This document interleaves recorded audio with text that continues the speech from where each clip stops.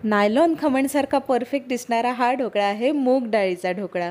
अतिशय पौष्टिक आहे. मुलांच्या डब्यासाठी आणि नाश्त्यासाठी उत्तम उपाय आहे. Nylon khaman no doubt tempting असतो, पण पोटभरीचा नसतो. तो खाल्ला तरी पोट भरल्यासारखं वाटत नाही, कारण त्याच्यामध्ये पाणी जास्त असतं, स्पॉन्जी असतो, फक्त बेसन असतं आणि साखरही खूप जास्त प्रमाणात असते. तर हा ढोकळा मी बनवला आहे मुगाच्या डाळीपासून.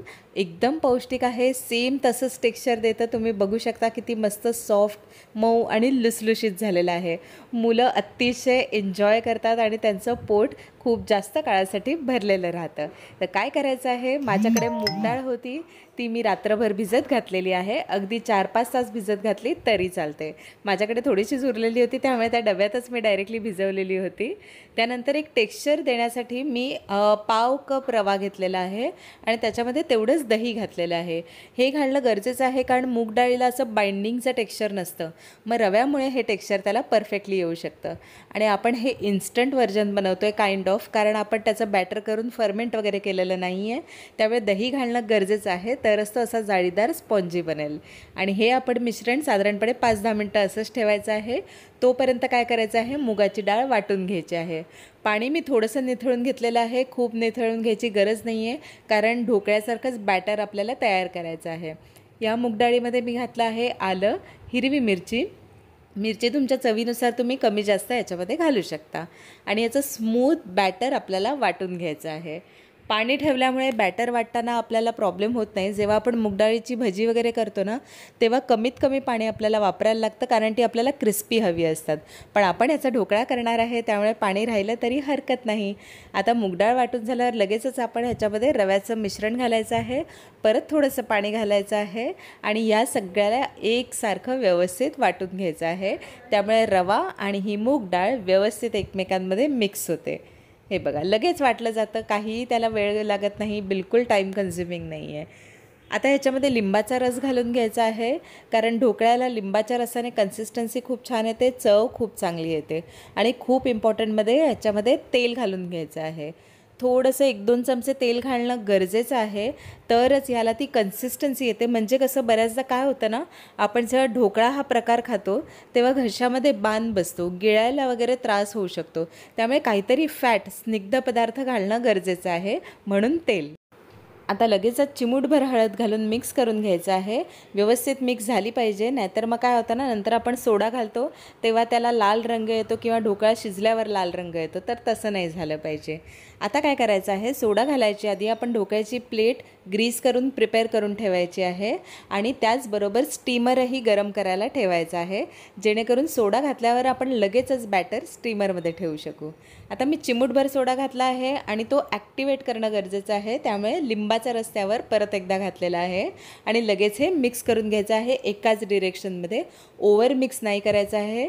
तुम्ही बघू शकता लगेचच याला एअर बबल फॉर्म झालेले आहेत आणि अशी जाळी पडायला सुरुवात झालेली आहे. तर वेळ न दवडता लगेच हे मिक्सचर आपल्याला ढोकळ्याच्या प्लेटमध्ये काढून घ्यायचं आहे, जेणेकरून तो सोडा आपण घातलेला असतो तो ॲक्टिव्ह असतानाच ते स्टीमरमध्ये जाईल आणि तो फुलायला मदत होईल. हे बघा, हे मी नेहमीच सांगते ही टिप, की ढोकळा, इडली असे प्रकार आपण जेव्हा करतो तेव्हा सोडा, किंवा जेव्हा स्टीमर एकदम तापलेला असतो ना, तेव्हाच आपण ह्याच्यामध्ये हे लगेच घालायचं आहे आणि स्टीम करायला स्टार्ट करायचं आहे, जेणेकरून सोडा ॲक्टिवेट असतानाच तो ढोकळा छान फुलतो. आता यावर मी थोडंसं लाल तिखट असं भुरभुरवत आहे, त्यामुळे डिझाईनही छान दिसतं, टेक्स्चर छान लागतं, टेस्टही मस्त लागते. 10 ते 15 मिनटं, म्हणजे खूप अगदी 15-20 मिनटं करायची गरज नाही आहे. 12व्या मिनटाला हा ढोकळा तयार होतो. तोपर्यंत आपण फोडणी करायची आहे. एक छोटं कडलं मी घेतलेलं आहे, मोहरी घातलेली आहे, हिंग घातलेला आहे, कडीलिंब घातलेला आहे आणि मिरची आपल्या आवडीनुसार घालायची आहे. आपण बॅटरमध्ये ऑलरेडी घातली होती, त्यामुळे इकडे स्किप केली तरी चालेल, पण आवडत असेल तर नक्की घालावी. गॅस बंद करायचा आहे. नंतर ह्याच्यामध्ये पाणी घालायचं आहे आणि पाणी एकत्रच सगळं घालायचं. थोडं थोडं करून घातलं ना तर तेल आजूबाजूला स्प्लटर होतं. चला तर मग ढोकळा ही स्टीम होऊन तयार आहे, मस्त फुललेला आहे, शिजलेला आहे छान. कसं चेक करायचं, चाकू किंवा एखादं टूथपिक असेल ना, ते ह्यामध्ये घालून चेक करायचं. जर बॅटर असं चिकट लागत असेल तर अजून एक 2-3 मिनटं ठेवायचं. चिकटलेलं नाही आहे, त्यामुळे ढोकळा तयार आहे. 2 मिनटं वाफ जाऊ द्यायची, मग प्लेट बाहेर काढायची, नाहीतर हातावर स्टीम येऊ शकते. आता एक दुसरा प्रकार पण मी दाखवते. थोडंसं पाणी अजून ॲड करायचं आहे, तेही तापवत ठेवायचं आहे, जेणेकरून काय होईल की परत ते गार होणार नाही, टेम्परेचर मेंटेन होईल. आणि नंतर मी काय केलं आहे, इडलीच्या साच्यांमध्ये उरलेलं बॅटर घातलेलं आहे आणि त्याच्या इडल्या लावलेल्या आहेत. त्यामुळे कोणा मुलांना किंवा मोठ्या माणसालाही असं इडलीसारखं आवडत असेल ना, तर त्याची इडलीही तयार होऊ शकते. आता हे थोडंसं मिश्रण गार झालेलं आहे, त्याबरोबरच मी याच्यावर फोडणी घालत आहे.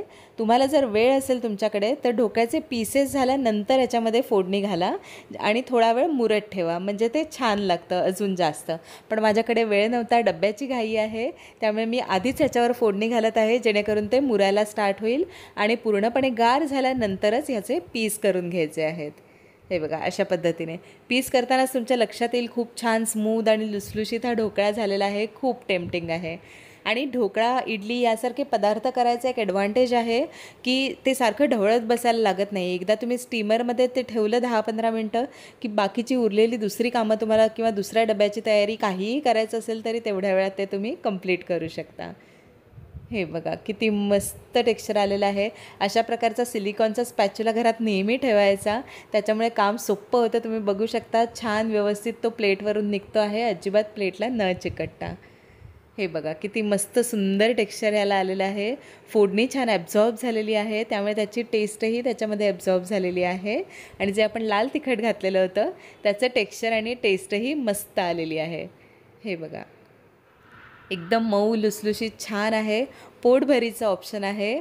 जे स्पॉन्जी जो नायलॉन ढोकळा असतो ना, ज्याच्याने पोट नाही भरणार, तो चमचमीत असतो, पण हा चमचमीतही आहे आणि पोटभरीचा आहे आणि हेल्दी आहे. मुलांना खूप जास्त आवडतो. नक्की ट्राय करून बघा आणि मला कमेंटमध्ये सांगा कसा झाला होता. तुम्ही अशा प्रकारचे काही पदार्थ करत असाल किंवा आयडियाज असतील तर मला शेअर करा, मी नक्की दाखवायला प्रयत्न करेन.